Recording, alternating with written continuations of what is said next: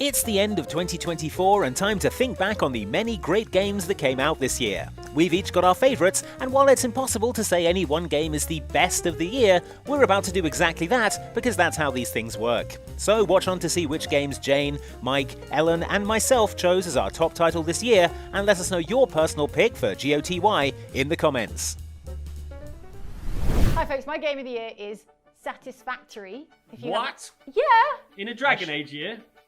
We'll get on to it being a Dragon Age year.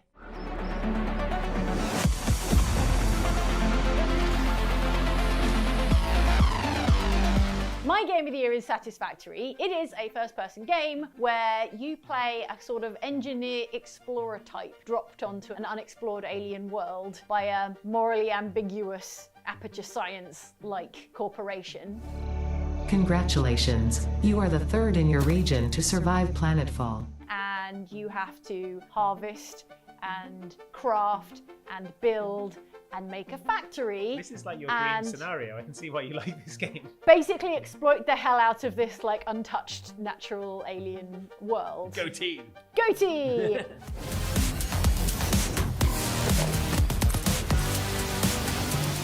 It's a little bit like the fantasy of Matt Damon in that The Martian film. Yeah. But if Matt Damon built like a sort of city-sized factory. And was in less constant peril. The main thing to know about the world that you're on is it's really beautiful. It has this sort of awesome scale and this exotic alien flora and fauna, and it has that sense of like wonder and exploration that I really wanted from Starfield. But actually it's here.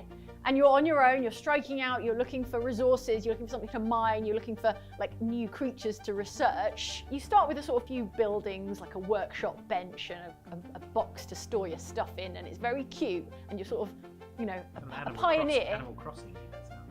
Actually a pioneer. It also scratches my Animal Crossing itch, so you can see how it's got all of these bits and pieces that make it just like primed to be my game of the year. But over time, you're creating this bigger and bigger and bigger, and eventually like city-sized factory that's like belching fumes and marring the landscape with all its kind of orange and black industrial pistons whirring away. Right. And yeah, exactly. And you're like, wait, am I the bad guy? Yeah. Project Assembly initialized. Congratulations, Pioneer. The space elevator will now automatically connect with the Project Assembly orbital platform. It's not laid on too thickly, but there is a kind of theme of, I guess, like low-key environmentalism. Like you're here to do industrial things and to exploit the landscape, but at what cost? But also very much if you're just here to enjoy how it's a really tactile, really satisfying, obviously, first-person experience where you're kind of chonking together modular bits of machinery and long, like snaky conveyor belts that are, like ferrying in real time, ferrying your components from one part of your factory to another part of your factory. It is so satisfying to like see it all coming together. It's a bit like playing, like a strategy game with a tech tree where you're building stuff and harvesting resources, except you're right in it.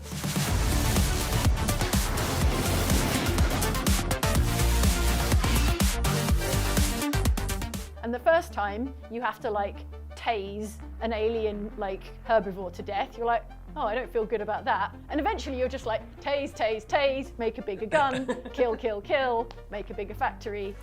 It just feels so good, just clunking together like Lego pieces of a factory. What's and then your the factory factory making? works. Bits! What's it making? Components. What are the components for? Making other things. I'm just making stuff, Andy. I'm just For the sake of making. Just being productive. It's about being a productive member of a society of one person. It is time to be honest. This project is part of the Save the Day program, the largest united undertaking in human history, destined to save us all. Earth is in peril and only Fix-It pioneers offer hope for survival. Fix-It is counting on you. Humanity is counting on you. Do not let Fix-It down. So that's my game of the year. I freaking love it. It came out in early access in 2019. It's now out for real, properly out now as of September 2024. And it is, late to the party, as in late upcomer in 2024, my game of the year. I hadn't do you know what? I had a little bit expected to enjoy it, because I did think, oh, that sounds like my kind of thing. But I hadn't expected to love it the way I really love this game. Like Andy said, it's got a little bit of that sort of Animal Crossing, like control your environment, harvest, but with none of those stupid animals talking to you and trying to be your friend. Well, you just feed them into some kind of mincing. Yeah, you just You tase can't them. tase Tom Nook, can you? Get out of my way, animals. Yeah. Processing down into biofuel. Yeah. Stay within your designated. And that is why the world is counting on pioneers like you. I note that we included it in our games that are basically glorified jobs. Do you think that was an unfair representation? No, it's a glorified job. I'm just really good at my glorified job. Right. Yeah.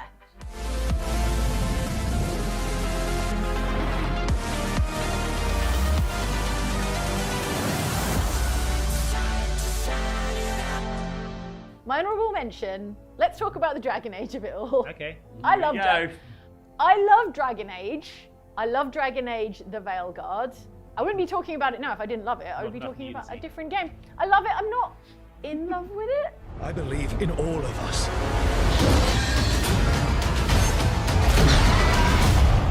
Did you try selecting all the heart options? I did try selecting all the heart options. You know what?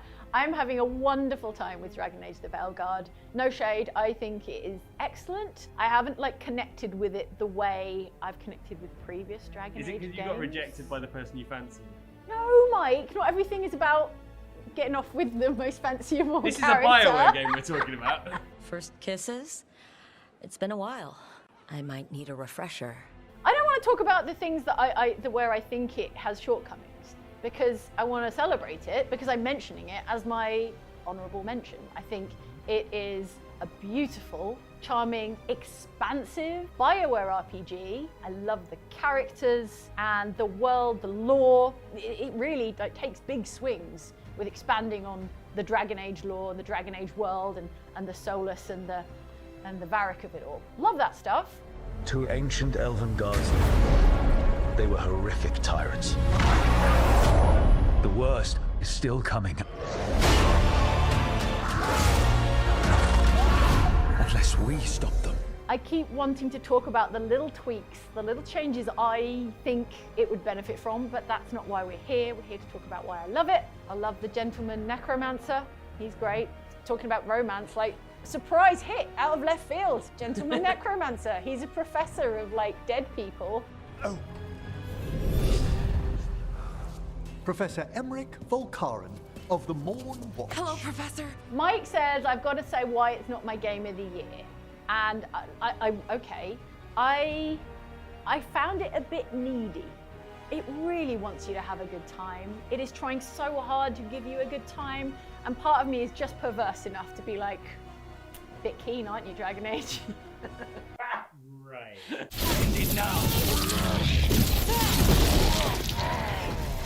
Stop being so nice. This may look like your therapist's office, but...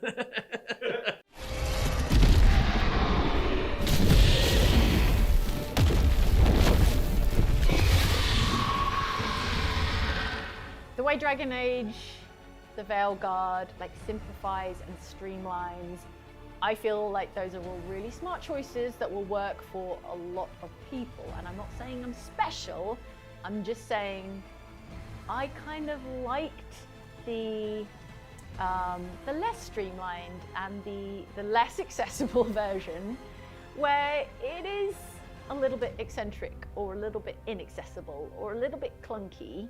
In a world where we've had, I'm going to say it, Baldur's Gate 3, I got on so well with that system that was kind of hard to get on board with, that was kind of demanding and whatever the opposite of needy is. Wow, thank you.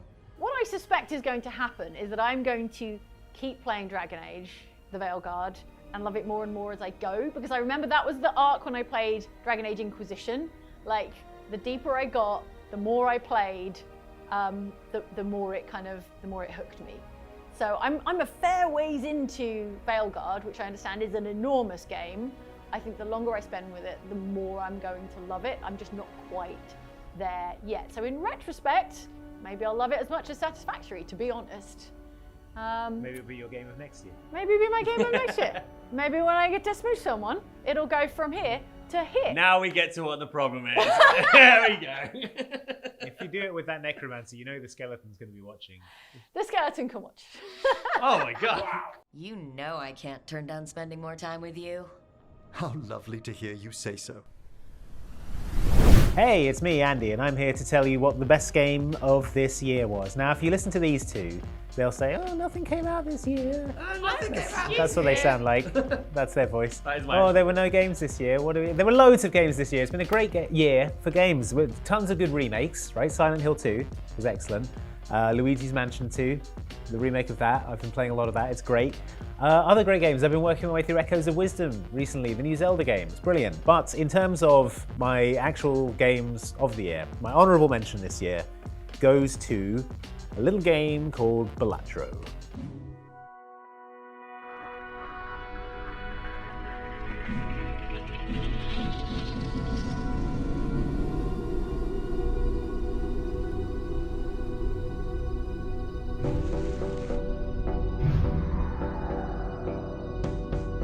Now, Balatro actually came out in February this year, but I didn't really pay it much attention back then until it came out on mobile, which was in September, and now it occupies my every waking thought. Balatro, if you're unaware, it's a kind of poker game. Jane's been playing it too. You know Jane. Yeah, I love you know what Balatro. it's. Balatro is awesome. So it's like poker in that you're dealt a hand of cards, and you have to create poker hands out of this, and then you score points based on a chip value and a multiplier. But it's also a roguelite in that you get jokers, like RNG jokers that you can buy as you play through the game. You can have up to 5 of these, and they all have different effects. Like they can multiply your multiplier, or they can give you more chips, or they can, if you play a 2-pair, they'll give you a bonus to that particular hand. You can level up hands, so things like a 2-pair can be more valuable than a royal flush if you level it up. You can buy extra cards to put into your hand, so you can get 5, 6, 7 kings in a single hand. It is so Moorish, and the fact that you can play it on your cell phone, I think, is the big thing for Balatro, because it's fine, playing on a Steam Deck or whatever, but just having it on your phone and being able to get it out and do a run or two on a train. I'm playing it right now. Trip. Jane is, instead of paying attention, Jane is literally playing Balatro right now on her phone. Quiet, Andy. The art style is great. They've got all these creepy looking pixel art jokers. The music's sort of all hazy and weird. It's got a real cool atmosphere to it. The more you play it, the more cards you unlock, the more cool little jokers you get. There are all these little challenges. I spent maybe 20 minutes playing the other day just trying to get a royal flush so I could discard it, because there's a joker you unlock for discarding a royal flush. So I was just going through trying to get a royal flush over and over again.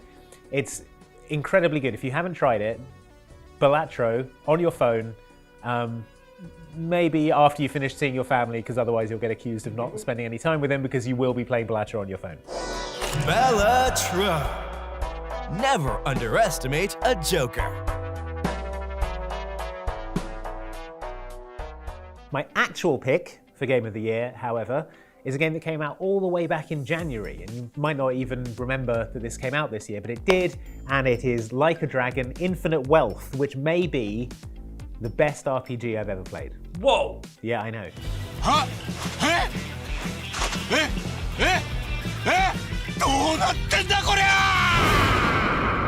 Like a Dragon Infinite Wealth is the second Like a Dragon game to be an RPG. So these are the previously known as Yakuza games. The last one, Like a Dragon, Yakuza : Like a Dragon, became a turn-based RPG. And this one, well, I really like Like a Dragon, but this one, I think it really solidifies all the ideas they were sort of playing around with in the first one, and they've really got the hang of it now. The combat in this is just fantastic. Before, it was a little bit clunky as they were sort of getting to grips with the turn-based RPG party style combat. Nailed it in this one. It's got all kinds of great little additions. You can move around before you actually do your move, so you can move closer to allies, you can move closer to enemies, you can do combos and team up attacks.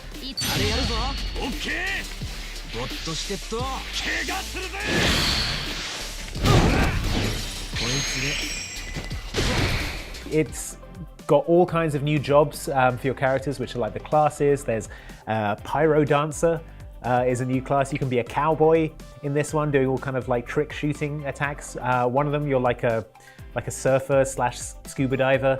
You've got all these water-based attacks. It's brilliant. The story is all set in Hawaii. Now, we're not all set in Hawaii. It's sort of half in Japan, half in Hawaii. But Hawaii is like a really nice change of pace from Kamurocho, which is where all the previous Yakuza games have been kind of primarily set.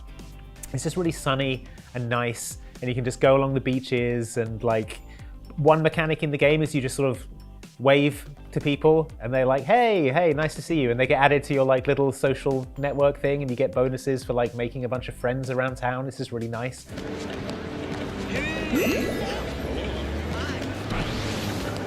The story is really cool. It kind of focuses on like Hawaii specific problems with like tourism and kind of development, pushing out the locals and stuff like that. Guys which is in Speedos.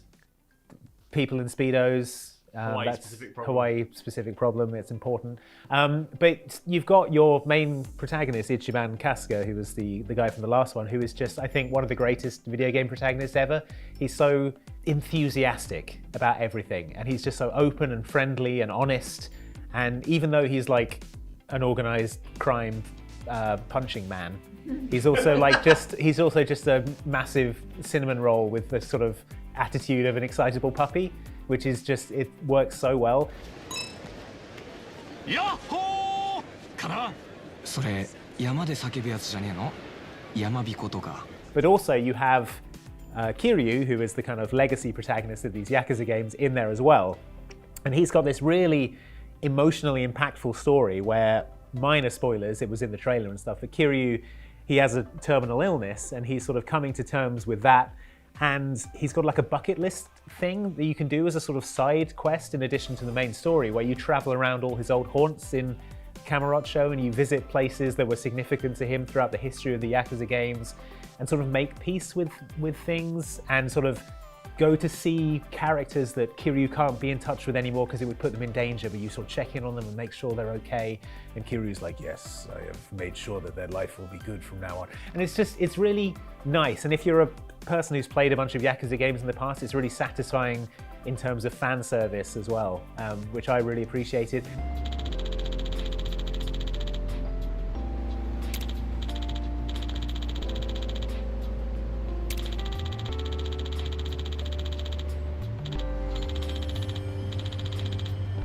Loads of there's like a whole game's worth of side stuff to do. There's an Animal Crossing island that you can build your own resort in the middle of the Pacific. I spent hours and hours doing that. There's the Sujimon League, where you battle like weird dudes against each other like Pokemon. You've got the Pokemon Snap style thing where you take photos of weirdos in bushes like gyrating in their underwear. Karaoke, the crazy taxi thing, the crazy delivery game. All this stuff, all in the same game. The sub-stories are all utterly bonkers. There's like things with UFOs, and like there's one where you have to fist fight a bulldozer. You got that alongside this like emotional, involving, like epic story that spans like 2 continents, but it doesn't feel inconsistent. It all feels part of a piece. You've got this party of characters who are all really interesting, and you enjoy spending time with them. And you can go out for like meals with your party, buy them dinner, and if you buy the right combination of food, they'll sit down and have a conversation that you can just sit there and watch them chatting over dinner. Wasabi ahipoki, ginger ahipoki. Ahipoki ってどういう意味なんだ? アヒはマグロのことでしたっけね。ポキはあれ何でしたっけ? And it's really nice. I feel like these people are actually people I want to spend time with, rather than just like faceless. Hey, in the game. I see how it is. In video game terms, I'm saying, rather than just like, you know, a classic RPG party of there's like a stoic paladin and like a wizard like cradling his staff. You've got, you know, you order dinner for everyone and they're all like itadakimasu, and then you all sit there and eat noodles and go, wow, I've never had noodles like this. And you're like, well, these are a specialty of this area. And you're like, this is great. I love all these people. So, Like a Dragon Infinite Wealth is like I say, probably the best RPG I've ever played. It's consistently hilarious, doesn't take itself too seriously, and yet is one of the most emotional, affecting stories that I've played in recent memory. It just does everything super well, and I played it for like 100 hours. So yes, Like a Dragon Infinite Wealth. Special shout out to Balatro as well, because I'll get there with the 100 hours eventually. But yeah, Like a Dragon Infinite Wealth. If you haven't checked it out, do. It's fantastic. Big year for Yakuza as well, because the TV show came out, right, as well? TV show came out. Yeah, there was also The Man Who Erased His Name. That was like, yeah, a couple of months before this game came out. And then in 2025, you're going to get Like a Dragon Pirate Yakuza in Hawaii, which is the best video game name ever, featuring Goro Majima sailing around in a pirate ship with being his a eye pirate. patch, With looking his eye patch. like he's living his best life. Yeah, and Mike was just saying that the next, was it Dead or Alive? Virtua Fighter. Sorry, Virtua Fighter. The next Virtua Fighter game is being developed by the Yakuza team, so probably Kiryu and Majima are all going to be in there. If you're a Yakuza fan, you're eating well at the moment.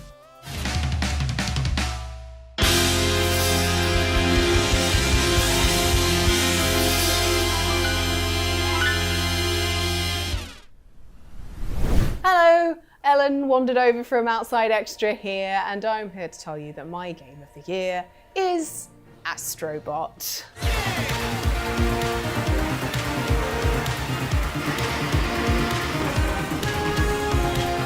Woo, it's so good! Why do I like it so much? Why is it my game of the year? Well, it's because it's freaking delightful. Astro Bot has fast become one of my favorite characters since playing Astro's Playroom. I'm a bit late on the series, but I absolutely adore it. It's really just a big old hit of, hey, do you like PlayStation things? Here's a whole, like, a nostalgia punch to the face of PlayStation things in cute robot form. Is there Last of Us? There is Last of Us.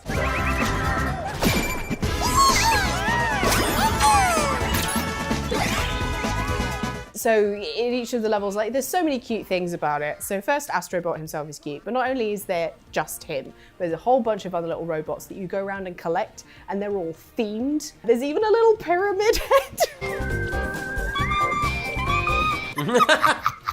Who has shown up before in Astro's Playroom. But you go collect a little pyramid head, Astro. Wasn't expecting to be harrowed by this game, but here I am being harrowed. Bloodborne one. But the greatest thing, right, so this game is really fun because all the levels are so varied. You've got a bunch of different universities, like different galaxies that you go to, and within each one, there's so many different planets, and they're all themed. Each one, you're given like a special power. There's these little kind of boxing glove things, and there's a chicken that helps you jump higher. They're all really cute and creative and just very charming. But on top of that, each little galaxy, little area that you go to, once you've got to the end and once you've beaten the boss, you unlock an entire level that's themed to a PlayStation game. My two favorites within there are, there's basically one that is like God of War Ragnarok.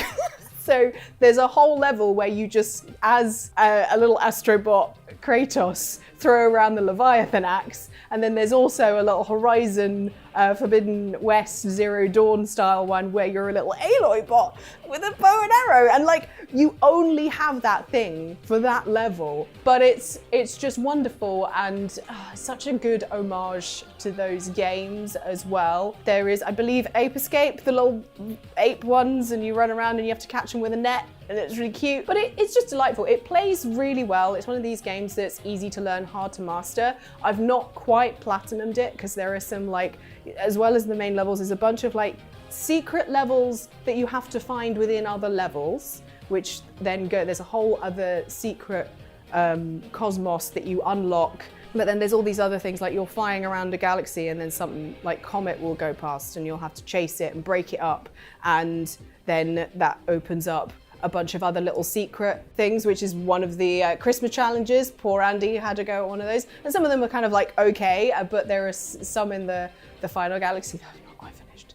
And I've sworn many times at my PlayStation 5 trying to finish So eventually, I'd like to try and get the platinum on it because I've just really enjoyed it. For those who enjoyed Astro's Playroom, it's that, but like a lot chunkier. There's a lot more to it, and I think the themed levels just are adorable. And yeah, it's just more of the same gorgeous stuff. Like the music is wonderful. There's still kind of the same level of humor in there.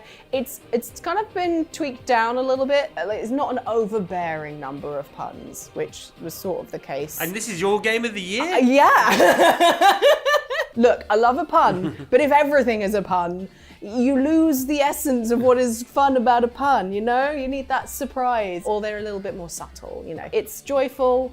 It's something that you can play, you know, with kids. It's one of, you know, the few games that really makes use of the PlayStation's amazing controller and like actually utilizing everything and the motion controls and it not being egregious or annoying to do or making it too inaccessible. I absolutely adore it and it just made me happy. I'm gonna not spoil the ending, but like just a heads up, we'll talk about the ending, but not exactly what happens. I didn't expect to be quite so emotionally punched in the gut, Astro Bot.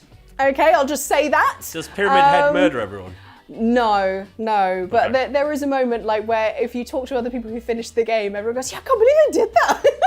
So look out for that. But yeah, all of that is why it's my game of the year. It's just joyful, and I think sometimes in games we forget to just be joyful. Like, I love some serious stuff, but this is just num num num delicious. But I would like to give some honourable mentions to a couple of other fairly joyful games as well. Yeah, sorry. Maybe 3. Come on! Well, there was another very cute game with Aloy in it this year, Lego Horizon Adventures. I just thought that was adorable. I thought it was a brilliant game for kids bridging the gap between little kiddie games and grown-up games. I think it was really perfect, that, and then also fun for grown-ups. Legend of Zelda Echoes of Wisdom was a really fun puzzle game with Zelda front and center with the little cute wand doing a bunch of really, really cute puzzles and just throwing rocks at things. Remember that, Mike? That was fun. I just threw rocks at things. You mentioned 2 games where you murdered a lot of people and committed atrocities. Yeah.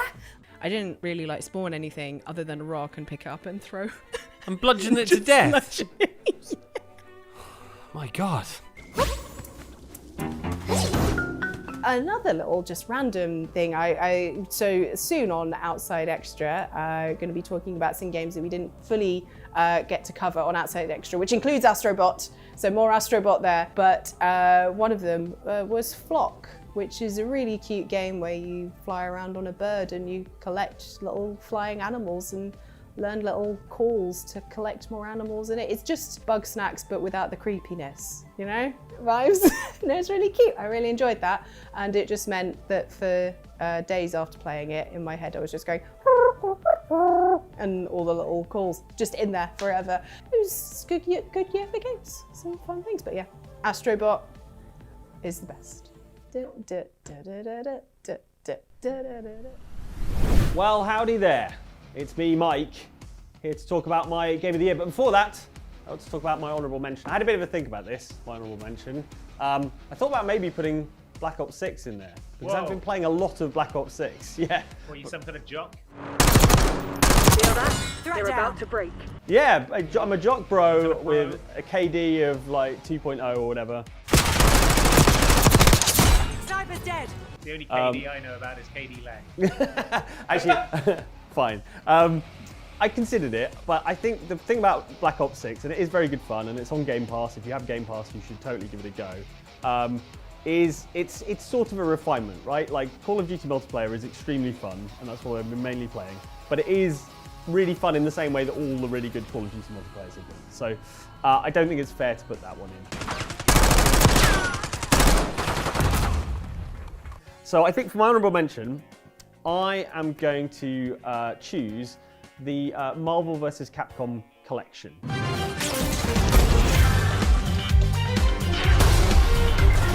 Part of the reason I want to choose this is because of how unlikely it is. So this game is a sort of morass of competing licenses. Obviously Capcom make the game, but also there's Marvel, and then there's all the Sony Spider-Man stuff and the X-Men stuff. And really, like, honestly, people thought this sort of re-release might never happen, but somehow Capcom rung round, persuaded everyone that actually we could make a lot of money by doing this. And they've created a really good collection of some of the best, like, old school fighting games there are, including Marvel vs. Capcom 2, which is the big one. They've added rollback netcode, which is this sort of special type of netcode for fighting games that makes it more accurate even if you're on like a slower connection. So it's a sort of real dream project. They've done a really good job with it. It's full of like, you know, additional features like museum pieces and stuff like that. And it also comes with a bunch of other great Marvel games like X-Men Children of the Atom, X-Men vs. Street Fighter, all these kind of games that we're building up to Marvel vs. Capcom 2. Does it have the pervert character who gets nosebleeds when he sees women's pants? Andy, I've genuinely no idea what you're talking about. I'm talking about Norimaru.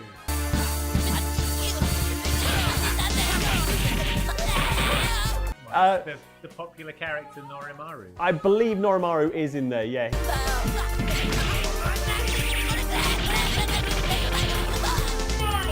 It was just really cool to see this come out and to be lavished with such care and attention.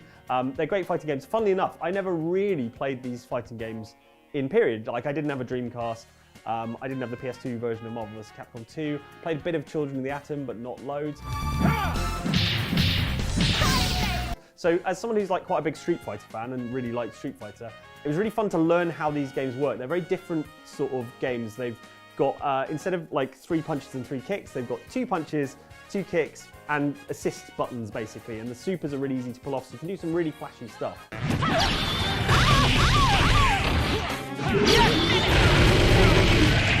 But they are wild in terms of their execution. You know, players who are good at these games, you look at it and it's almost impossible to pass what is going on because there's so many things flying around the screen. But that was the joy of playing it, was getting not to that level of skill, but at least to a level of skill where I could sort of understand what was happening and play it well. So yeah, I think as an honourable mention, it's really cool they're doing it. The next one they're doing is Capcom vs. SNK 2. Again, one of these things where they had to go and talk to SNK and agree to sort of co-license. But we've got that coming again with rollback netcode. All this stuff is like, these are the definitive versions of these games with the best netcode. And I played a bunch of games of MVC2 online with a friend and just had a brilliant time. So yeah, good job Capcom. Keep those retro game collections rolling because they are really fun. With one for JJ. It was Marvel Superheroes versus Street Fighter. There you go, Marvel Superheroes versus Street Fighter, the one with the pervert characters. So when you buy Marvel vs. Capcom collection, on my recommendation, you can skip straight to that so you can see the pervert character straight away. Yep. That's consumer advice. His Ultra combo is called Ultra Variety Private Memories. Oh my god, I do not want to see that guy's Ultra Variety Private Memories.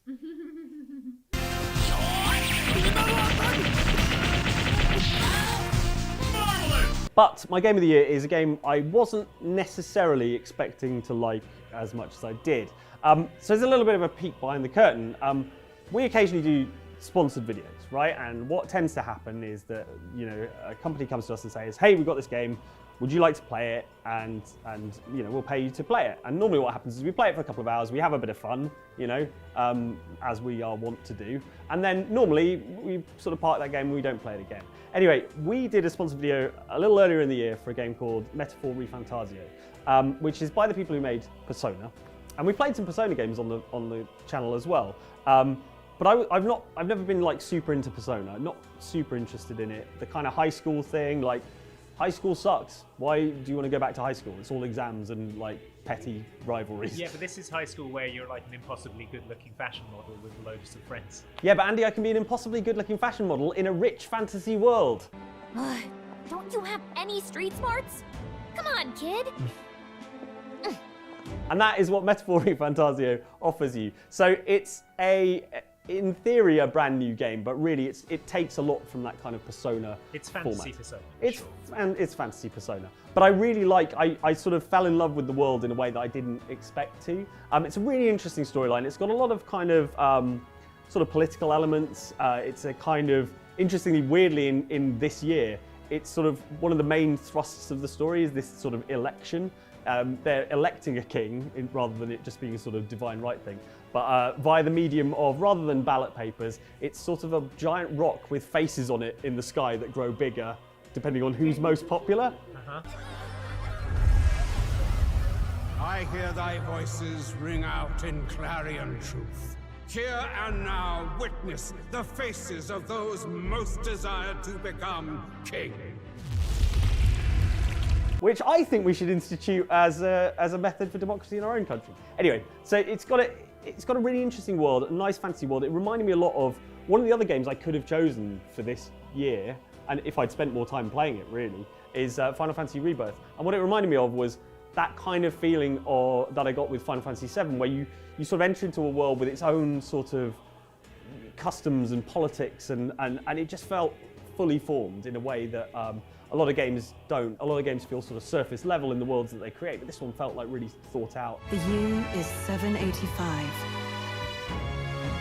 Ukrainia is shaken to the core by the sudden death of its king. It was really nice to have a game that wasn't a sequel or a remake. There've been some brilliant sequels and brilliant remakes, but it was really nice to have a game that is set in a unique world, kicking off a brand new storyline, brand new world. And so I really fell in love with that.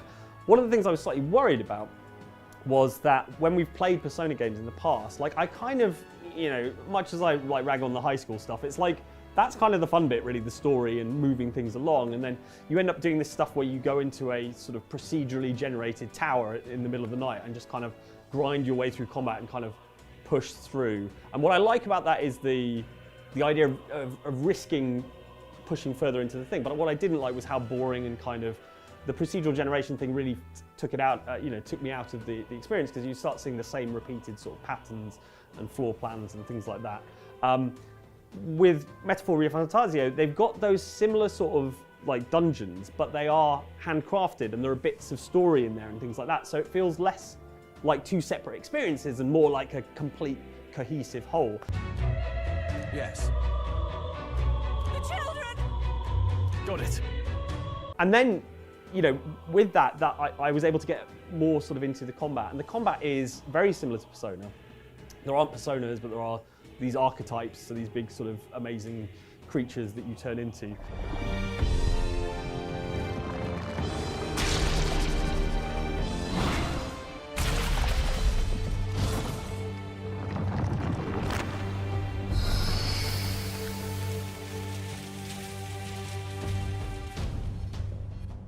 These combat encounters are sort of like a puzzle, basically. So they've got a very robust and important, I suppose, system of weaknesses and strengths. And it's so important that you are playing against your enemy's weaknesses and avoiding, tripping over their strengths, essentially. The power of heroes. Blaze!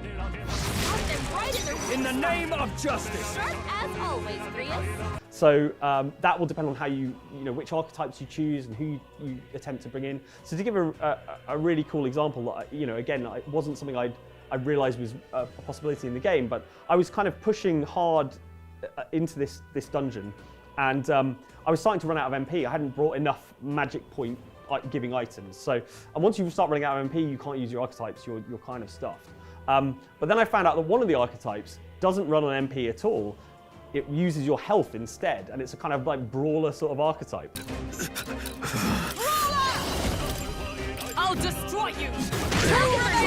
Satisfactory! So then I was like, well, I could quit and go back and move things on by a day, and you've got a kind of time limit. And I was like, do I really want to do that, or do I want to carry on, push on, and get as far through this thing as possible? So I switched to the brawler and started playing these really risky sort of games where I'm like in combat and using this thing and dropping the health, but using health items instead of using the magic point items. And it's just that level of texture and complexity to the combat has really kept me interested in a way that, granted, I didn't play like tons of Persona games, but I'm interacting with it in a level of depth that I hadn't been previously.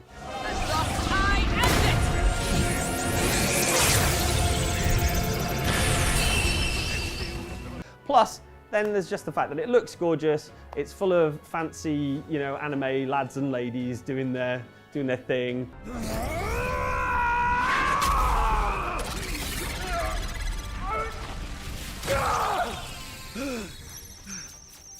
The enemy design is absolutely nuts. Yes, the enemy design is incredible. And I'll tell you why it's incredible. It's because it's almost, well, certainly the big bosses, they're almost all ripped off of Hieronymus Bosch, Yeah. basically. So if you look at the Garden of Earthly Pleasures or whatever it's called, his triptych, like a load of the bosses are just lifted wholesale like that. But when you first see this thing with this multiple arms and like weird sort of pomegranate seeds, or a guy who looks like a sort of pigeon crossed with a geography teacher, that was weird. Yeah, the enemy design is amazing, and it ties into that kind of concept of the world. So I don't want to spoil too much of it, but it's really funny. There are all these different sort of fantasy races, including people who look like humans but are called Elder. Huh? Look at you.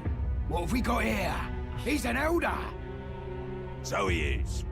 No horns, no knife ears.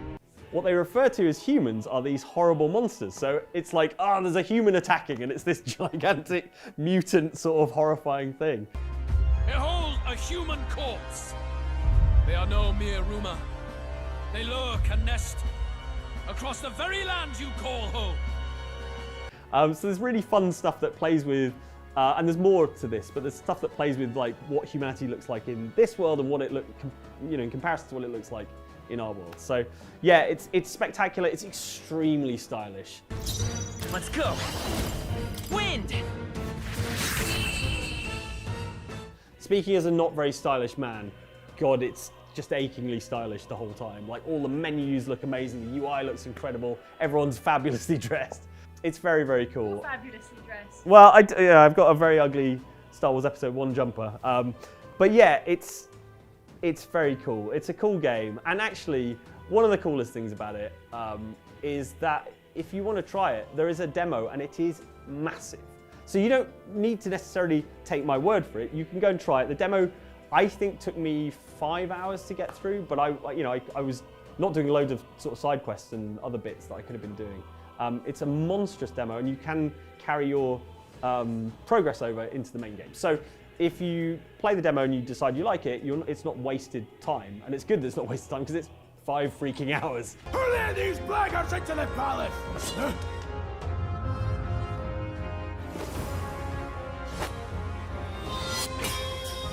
If you want to give it a shot, like, just download the demo, right? You don't have to buy it to try it. And I think you will enjoy it. I've certainly got on with it a lot more than I thought I would. So yeah, a bit of a surprise for me, really.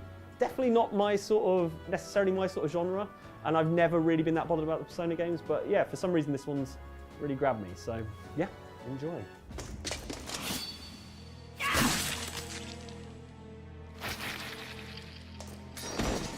Have you found out what a refantasio is?